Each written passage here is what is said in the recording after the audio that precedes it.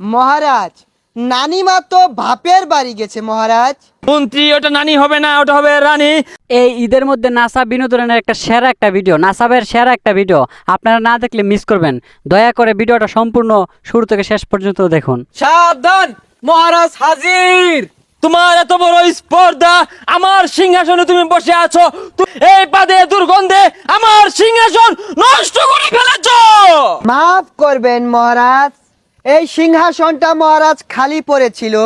খামোশ মন্ত্রী, তুমি গত রমজানের ঈদে একটি পাদ মেরেছিলে, যে পাদের গন্ধ এখনো আমার সিংহাসন থেকে যায়নি। মহারাজ, এই কুরবানি ঈদের দিনে বাজে একটা কাজ করার জন্য ক্ষমা চাচ্ছি মহারাজ।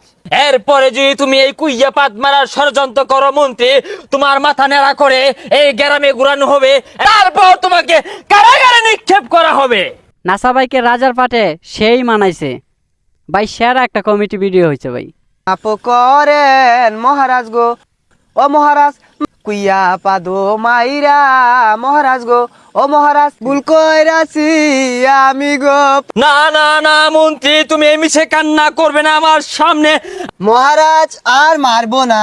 যাও, তোমাকে ক্ষমা করে দিলাম। দেখো তো মন্ত্রী, আমার রানী কোথায়? নানিমা তো বাপের বাড়ি গেছে মহারাজ। মন্ত্রী, ওটা নানি হবে না, ওটা হবে রানী। রানীমা বাপের বাড়ি গেছে। কি রাজাটা হয়েছে, একটা কুরবানি দিল না, রানী বাহির বাড়ি যাইতো না, কই যাইবো? সেনাপঙ্খী, আদেশ করুন মরা হাঁস। ওইটা মরা হাঁস কেন হবে? আমি হলাম এই রাজ্যের মহারাজ। এই একই কথা, আদেশ করুন। ওহে মন্ত্রী মশাই, এখানে কি খবর আমাকে পড়ে শোনাও।